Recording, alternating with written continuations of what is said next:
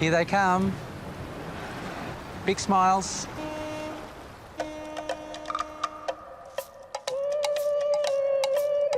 Hi, everyone, and welcome to the official Look Back podcast for seasons 1 and 2 of the HBO original series, The White Lotus. My name is Evan Ross Katz.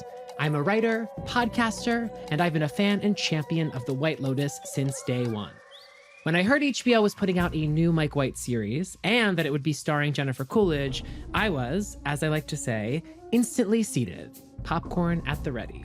And I quickly learned how many of us there were.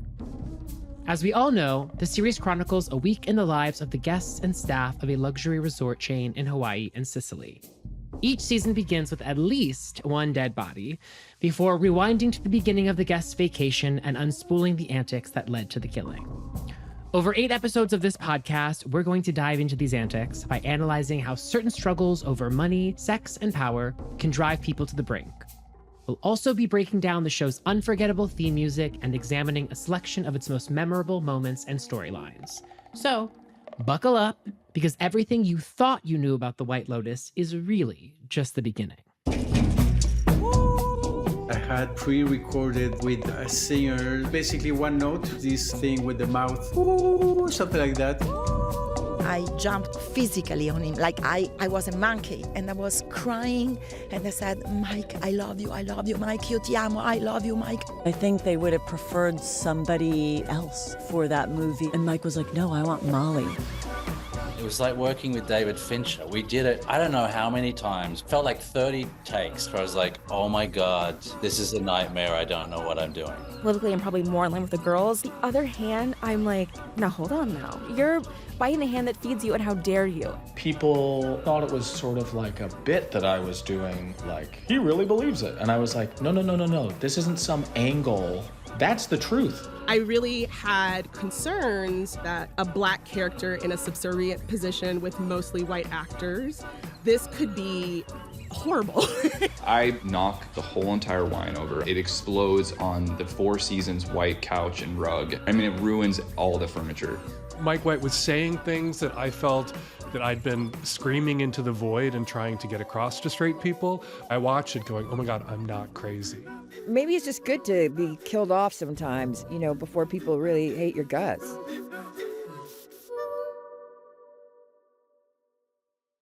Before we get into all that, I want to start off by talking about what led to the first season of The White Lotus getting made. The story goes back almost 2 decades and starts with something unexpected: a pair of shoes. I was wearing a suit and dress shoes, which I thought were nice shoes. And then I later found out they were cheap, ugly shoes. This is David Bernad, a Hollywood producer. In 2006, David was working at UTA when, upon a recommendation from a friend, he went in for an interview to become Mike White's assistant. The footwear almost cost him the job. Mike hated them and then didn't want to hire me because of my cheap, ugly shoes. Still, Mike ended up hiring David, and he and Mike became fast friends. We bonded very quickly, really on reality TV. We bonded on The Amazing Race, and I had 2 friends from college who had just won Amazing Race, which was an impressive feat at the time, knowing someone who had won Amazing Race. And we bonded on our love of Survivor. About a year after David had begun working with Mike, Mike left on a trip to Spain. David went with him as his assistant. Mike was supposed to be working on a new script, but instead the two of them really just coasted. We just drove around Andalusia, and we had a crazy 14-city tour when Mike was supposed to be working. And I was there in Spain, supposed to be, being his assistant and supposed to be helping him, but instead it just turned into a vacation. It was on that trip that an idea for a series began to take shape in Mike's mind, an idea that would eventually grow into a television sensation. David remembers first hearing about it in Tarifa, Spain.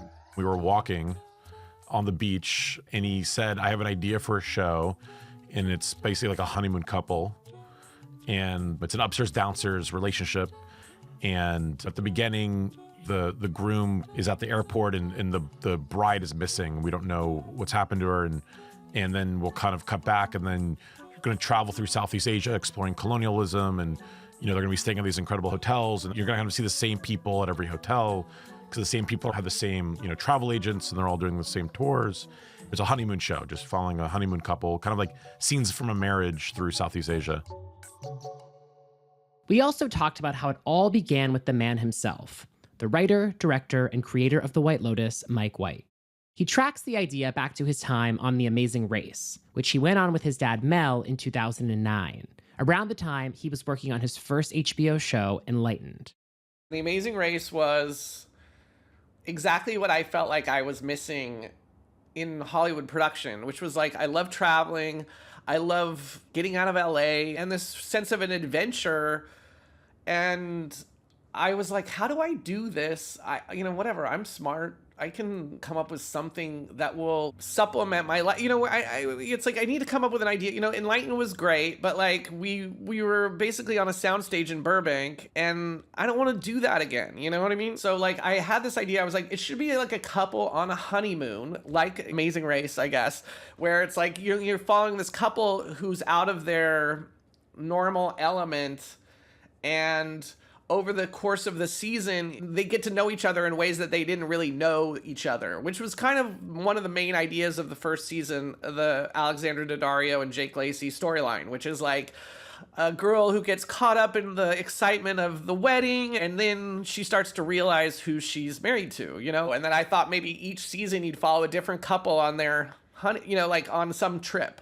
Mike and David ended up pitching the show around, but they had trouble getting bites. Mike always thought of this as an anthology series where each season there would be a different couple you're exploring, a different dynamic, different countries. And I think this was kind of ahead of its time where people were not looking for anthology series. There was a different iteration of it at one point that was going to happen around 2014, 2015. And Mike was in Sri Lanka working on it, and it was going to be a honeymoon couple. And I think we were going to do Sri Lanka, Hong Kong, and Tokyo. And then that fell apart.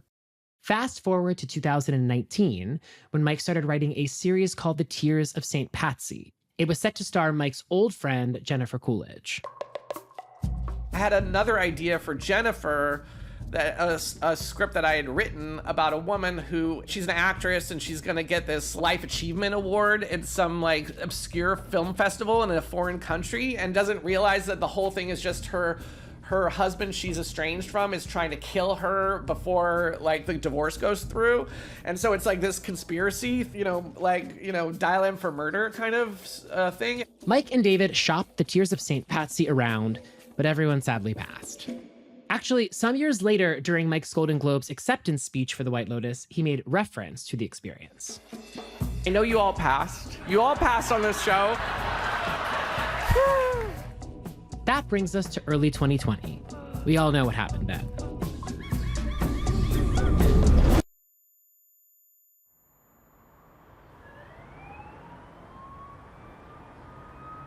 It was 2020, and we were just facing a pandemic that had us all on lockdown.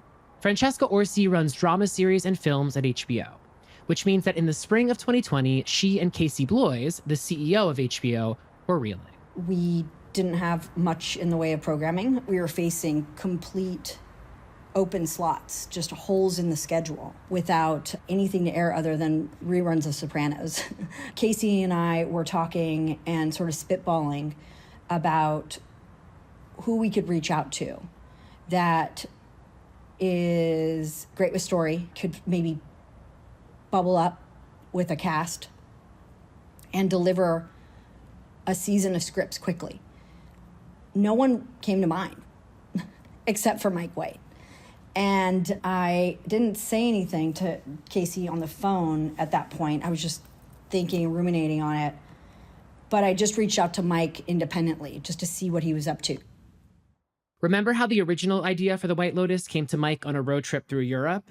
As coincidence would have it, when Francesca reached out to Mike in July of 2020, he was on another road trip, this time across the United States. I just remember getting a picture of him and his dog. And he said, I'm on a road trip. He was just kind of cruising. And I said, hey, Mike, do you have a minute? I just want to talk to you about a couple things. He calls me, and I just said, if we gave you a certain box to play in, do you think you could turn around a show by such and such date? I want to take a moment to situate for listeners how unprecedented this is. It's really not every day that a writer, even an iconic one like Mike White, picks up their phone to find a TV executive begging you for a show idea. I asked David Bernad about that. This idea of getting a call from HBO saying, do you have an idea? That's typically not how it works. Never right? works that way. Yeah. Never works that way. It's the opposite. You're begging them to do something, and never do they call you begging for an idea. And I think it's one of those things where maybe had we made the honeymoon show in 2009, it wouldn't have been as well conceived or well received as what became White Lotus. This was like a once in a lifetime that HBO calls you and says, we'll do whatever you want. Can you just make it? Whatever it is, just make it. After Mike and David had the green light, their first order of business was locking down a location. Because of the speed with which we were trying to execute everything, we were prepping while he was writing. He was casting while he was writing. Everything happened at once. Francesca suggested that they just keep it simple. We had proposed to Mike, let's just go down to Palm Springs and take over a hotel.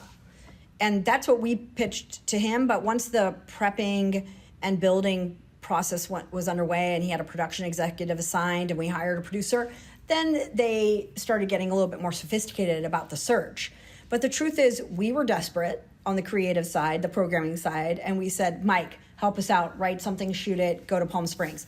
But of course, it was ultimately whatever he wanted to do. If he could do it within the parameters of the budget, he could have gone anywhere.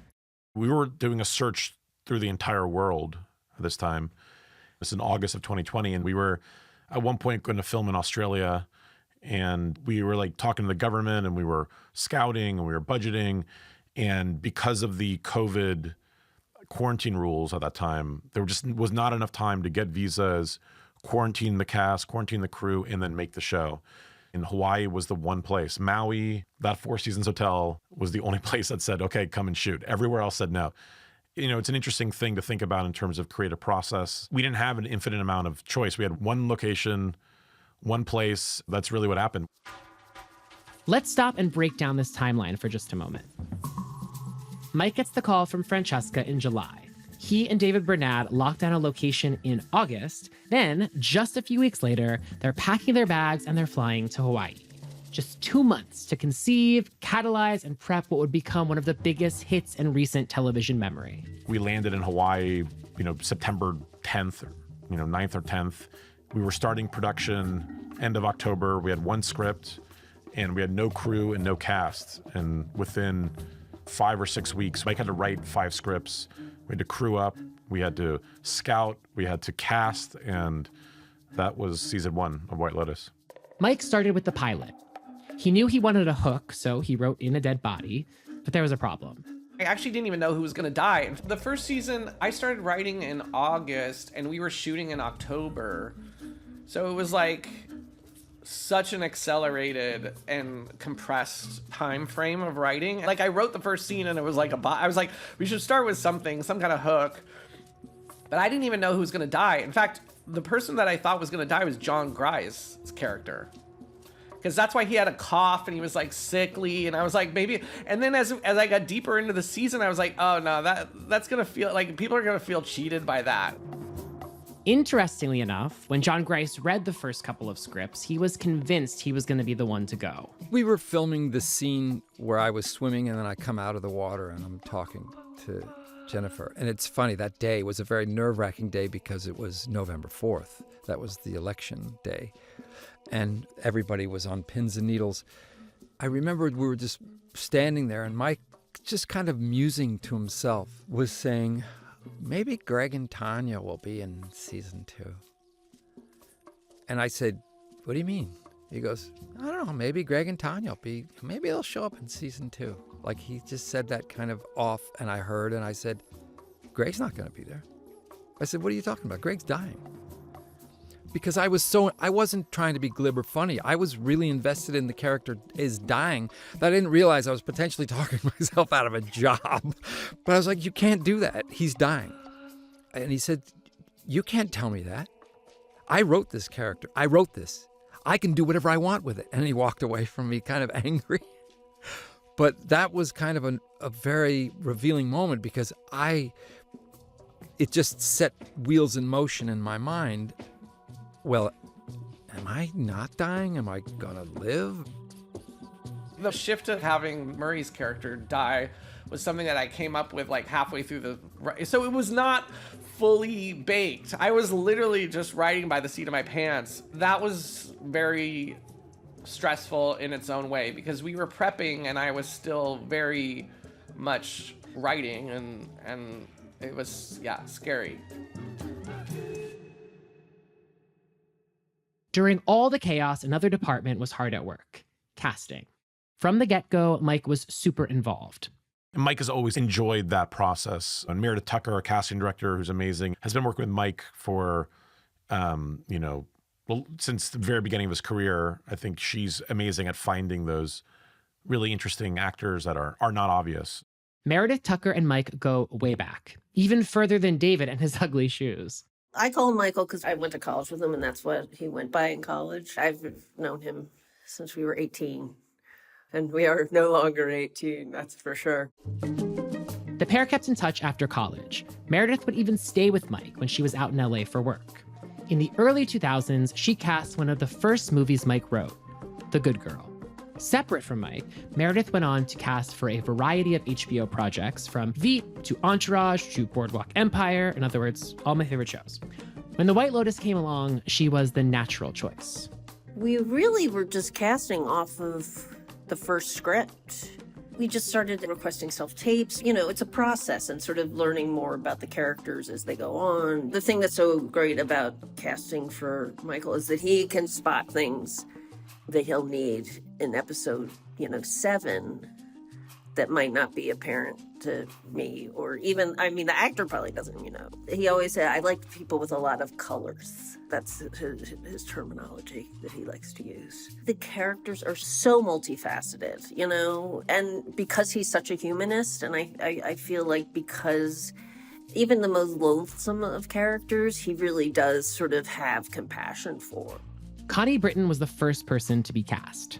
We knew who was going to play Nicole first, just because Michael had a previous relationship with Connie from Beatrice at Dinner. I don't want to have to talk about it at all. I'm on vacation. I'm trying to unwind from the stress that is my life.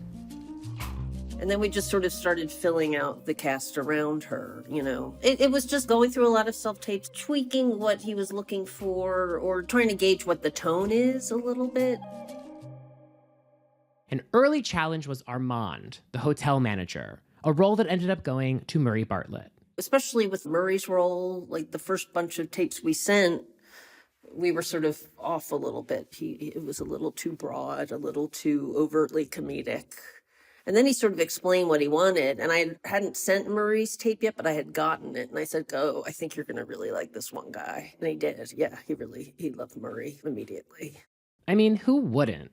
Here's how Murray remembers his initial thoughts on the role. I read the role and I was like, it's such a great character, but it would be a shame if this character just became this sort of buffoon. Like, I wanted him to feel real and anchored. And so it was weird. I had this really strong thing of like, I felt somehow kind of righteous or self-righteous about it, of like, I'm not going to play this like it's already funny. I want it to be somehow to feel anchored. So I felt I had a strong opinion about it, which I don't always have.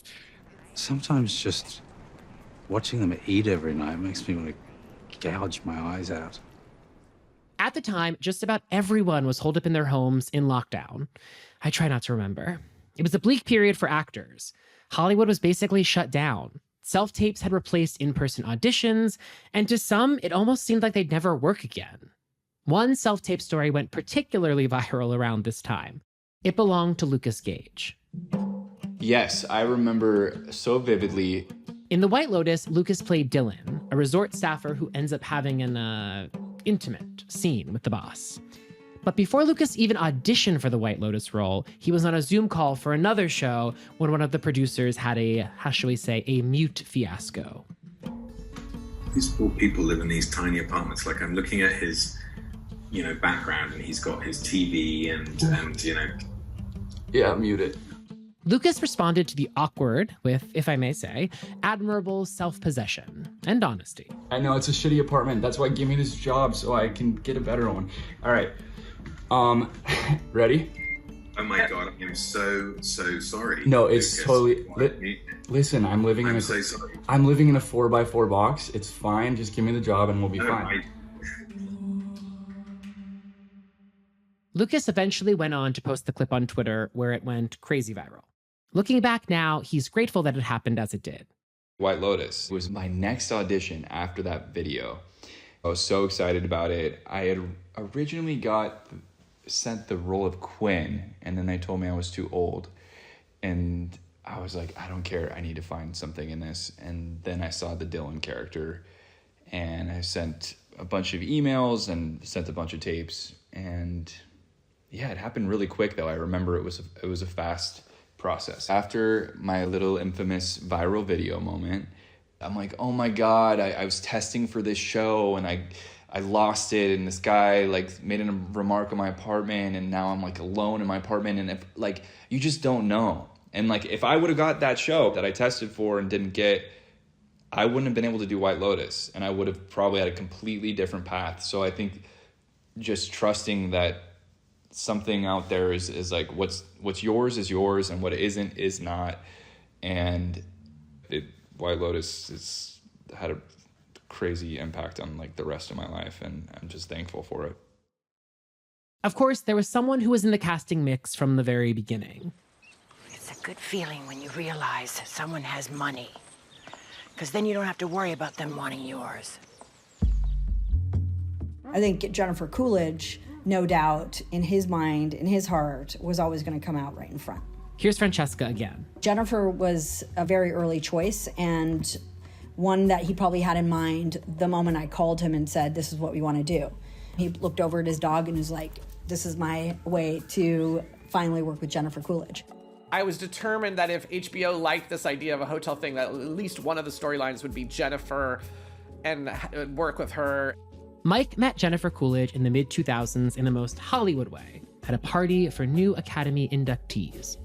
A couple years later, they played love interest in Gentlemen Broncos, a very quirky comedy about science fiction writers. I want you to meet Dusty, your new guardian angel. Mom's smoking hot. They kept in touch afterwards and soon became close friends. I got the chance to sit down with Jennifer for a long interview about the White Lotus. I first met Jennifer Coolidge, or Jen, as her friends call her, over Instagram. I was a very vocal supporter of the show at the time, as I still am, and she sent me a very lovely message honoring that. She wrote, I want to send you a special thank you for your posts. You have been incredibly supportive, especially during the White Lotus months. I asked her if she'd come on my podcast, and she agreed. We met in person months later, and our bond felt immediate. When we sat down for our White Lotus conversation, it was clear that it would be her final interview dedicated entirely to the show, at least for a while. In that sense, it was bittersweet. That would have been fucking genius, right? You'll hear a lot of that conversation in a later episode. For now, we'll just stick to how she got introduced to the White Lotus. When Mike started workshopping the Tears of St. Patsy, he reached out to Jennifer about the idea. Jen was naturally thrilled. He said, it's a very cool idea, he said, because not only will this be a great part for you, Jennifer, but we'll be going to very exotic lands and having this incredible experience. When Mike told me that it was not well received as far as like wherever he pitched it, he said, you know, we were turned down. I thought Mike was trying to spare my feelings, and the real truth was that he wasn't pitching it around town. In other words, that he had been sort of turned down early on by HBO or whoever it was, and that he was just placating me by saying, I did, try some other places and we came close or whatever. So Jennifer didn't really believe Mike, even after he cast her as Tanya in The White Lotus. For her to entirely trust his story, it took him declaring it to the whole world. When I heard him at an award ceremony talk about how he tried to get it made, the Tears of St. Patsy made, I was like, oh yeah, this isn't, I don't know, somehow I was like, why, he can't be telling the whole, these giant rooms of people that we were going to really do it if he really wasn't. And then, I don't know, sometimes when someone says, I really love you or something like this, and you don't really believe them till you see the ring or something. But when he sort of said it publicly, I was like, oh my God, Mike, you really did try to get this going. I mean, all of a sudden it was just very real. It was almost like he had film footage or something of pitches to these groups. Mike reached out to Jennifer soon after the call came from HBO. He said that he was working on a different project for them, one that could be produced safely during the pandemic. He said, I'm writing something new, Jennifer. I'm writing a story. HBO is interested. I'm writing a series about rich people on vacation. And I just remember thinking oh, that doesn't sound very good. I think I did get my hands. He did send me the script. But, a lot of us had just gone down the tubes. I certainly had during COVID. I don't think I dealt with COVID, the whole COVID thing very well. So I just, sat in a house in New Orleans with a girlfriend and we ate these vegan pizzas, I don't know, 4 or 6 of them a day. It was a terrible time. Always the same flavor, or did you have variants? We didn't care. Those vegan pizzas were so delicious, and it's so weird. I think we ate them so often that I don't know. I don't think we've ever revisited them. I don't think there's any food better than pizza to really stuff your feelings. Mm-hmm. If you've had 4, you can barely have a thought. But, yeah, and it just didn't feel like there was ever going to be an end to, the whole COVID. I felt like it was just, I don't know, it was just so scary. So when Mike, sent the script and everything like this, I was like, well, there's no way I can recover from that. Even, when they get the green light, I don't know if I don't know if I could ever be ready in time for this thing. And of course, guess what? He got the green light. Of course he did. And I was like, well, there goes that, because I'm not going to do this. I decided I wasn't going to do it. I made that conscious decision. I was working on my lie as to why I couldn't do it. But I was 100% positive about my decision was a good one to not do it. And then Mike, who's so in tune with people through the airwaves, you can be in another country and Mike knows what you're thinking. And I remember that. I was in New Orleans, I was in my bed, and that you hear that little ding on my cell phone in the middle of the night. And I looked at it, and it was a message from Mike, and it just said, "Are you afraid?" And it's just, he knew I was going to bail, It wasn't until I was at a girlfriend's house. She's asking me about, are you going to do that show with Mike White in Hawaii? And I said, no, I'm not. And she said, what do you mean? And then I just said, yeah, I'm not doing that. I'm not going to put myself in that position. And I don't want to be in a bathing suit in Hawaii with all these people. I'm not doing it. And then I got that one of those, speeches of a lifetime. Was it your friend that ultimately convinced you? Yeah. Yeah, she was like, this is the dumbest thing you've ever said. And you're an idiot. And, I'm here to talk you out of this. Just never forget that moment,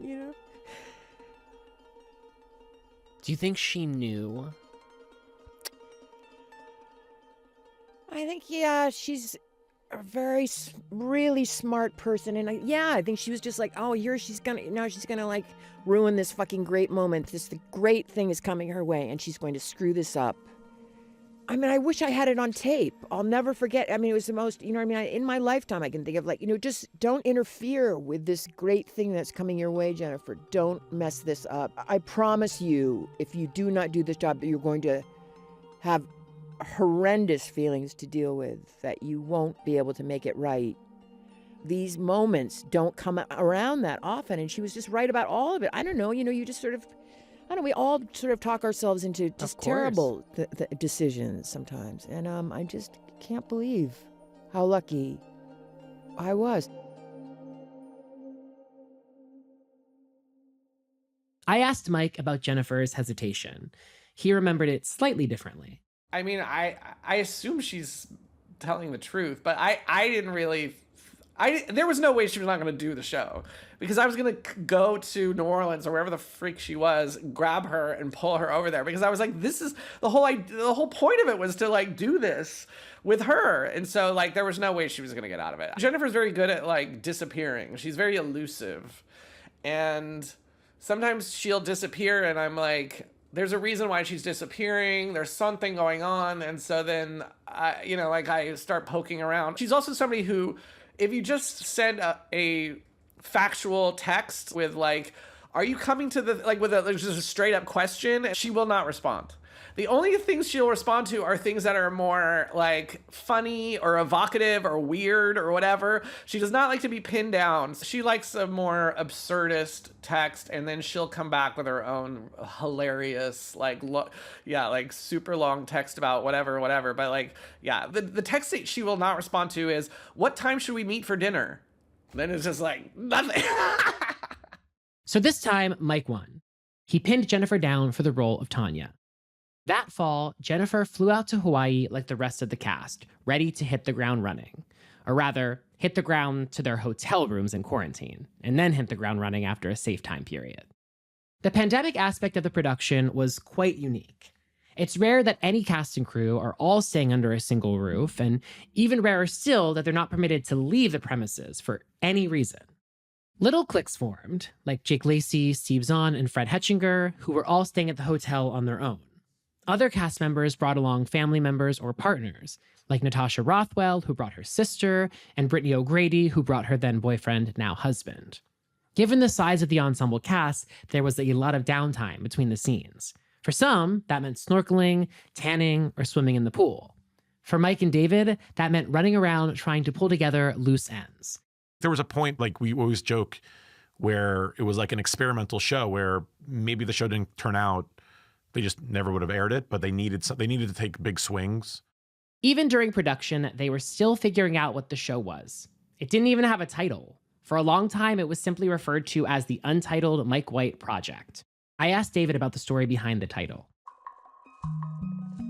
Where did the name The White Lotus come from? Yeah, the original title was The Lotus, and I think it came from the Lotus Eaters, which is a kind of a reference to Tennyson. Murray Bartlett talks about it in season 1. Hateful is the dark blue sky, vaulted o'er the dark blue sea. Death is the end of life. Ah, why should life all labor be? It was the Lotus. Then we were told that the name didn't clear. There was a hotel called the Lotus and we couldn't use it. So then we came up with a list of like 15 other titles. And the White Lotus was a flower in Hawaii, so that's why we chose it. People think it's the White Lotus because it's Mike White. That's just a coincidence. We were in Hawaii already filming, and it just felt like, oh, that's an obvious connection because of the flower. But when you're choosing the title, at that point, we're like, it's a limited series. We didn't even know if we're gonna ever finish. It may never air. We don't know if it'll ever air, so you're not really thinking it through or giving it that much weight. At one point during production, there was a COVID scare. Several cast members had been exposed, and a bunch of people got put in quarantine. This was around the holidays, 2020. The production shut down. Some left Hawaii for home. The only problem? The show wasn't finished yet. We were about 3 days away from wrapping season 1, and basically we had to shut down production and go home. So we never actually finished season 1. And there was this moment, and everyone's schedules were crazy, and COVID was crazy, and who knew what was gonna happen. So we actually went home and spent all of January, beginning of February, not knowing if we would finish the show, and Mike was editing. And we then had like a week window where Natasha was doing Insecure at the time, and Connie was gonna do a movie, and Steve was gonna do a movie, where we basically had to bring everyone back for a week in Hawaii, and it was like a logistical nightmare. But that week was really magical. A lot of incredible stuff happened that week, because we had also seen the edit. So we picked up some different scenes, and we shot Jennifer's iconic scene that week while we were, with the urn on the boat. And it's such a funny thing because we could easily have never finished had we not been able to find that time with everyone. And they weren't contractually obligated to us. They were off doing other stuff. So there's this weird good fortune that kind of came together. But yeah, that was one of the most stressful moments of my career, that between Christmas and when we did this pickups, how can we get everyone back to actually finish the show? Thank God we got that urn scene. I know. Well, of course. Mother. Yes. Yeah. I can't do this. I just realized it's too early for me. It's okay. Oh, my mother. For me, the immediate draw of The White Lotus was the show's commitment to exploring characters with moral gray areas. There's this thought pattern you often hear: people are doing the best they can. And this show seemed to say, well, even if that is true, what happens if the best they can comes at a cost to those around them? Or in some instances, simply isn't enough. What then? This was a show exploring the complexities of human existence in a way that I simply wasn't seeing on television at the time. And as such, I was hooked. And the rest of the world, they were too. Long before they went live, HBO saw early cuts of the episodes. Francesca remembers screening them. I remember Casey and I receiving the early cuts and us just literally peeing our pants, cracking up at the raw cuts without even going through mixes or sound or looping or any of it. And they were perfect. There was a perfection to them. He's very much in tune with what makes an HBO show and what we need as programmers and executives. He understands the pressures we're under, and as much as we want a big hit, he wants a big hit. This is a man that's been writing since he was 7 years old. So yes, he's gifted, but he's just so skilled. He just knows how to execute a story. He knows what appeals to an audience. He knows how to have fun, but also say something with a show. He knows how to be provocative and thoughtful and really deep, but knows how to entertain. And that's a rare, rare, rare skill. Honestly, we were just really happy for Mike that he has that global recognition, because not only does he deserve it as an artist, but he's just a really good guy. And I like that the world loves him. Next time on the White Lotus podcast, we'll be diving further into Mike White's biography to discuss how all of his experiences came together to inform his making of the White Lotus, from his religious childhood to his stint on Survivor to the fabulous Enlightened. I went to Bible summer camp and I thought I was possessed by the devil. They'd be like, go find Jesus and accept Jesus into your heart. And then I'd go out into the night and Jesus never showed up. So I was like, maybe I'm Satan's spawn or something. He was just so much more talented than the rest of us. And what was interesting is he had all these older women theater majors who were gobbed onto him, because I think they clearly knew. I saw an actress on an airplane. She's like, oh, you're so lucky. Every actress wanted that part of the mom on Cracking Up. That's the best part. I stood up in the live audience and I just yelled uncontrollably, my arms raised like a child. And it's probably one of the happiest moments of my life.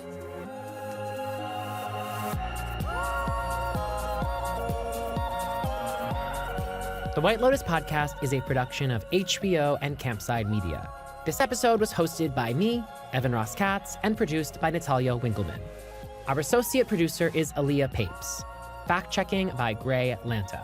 At Campside Media, our executive producer is Josh Dean.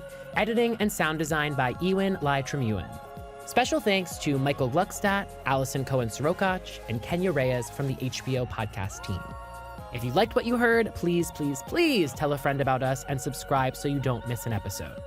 And whether you're a diehard fan or this is the series you've always been meaning to watch, and I really hope it's not the latter because spoilers galore are coming up soon, head to Max to stream both seasons of The White Lotus now. Thank you for listening, and I'll see you next time.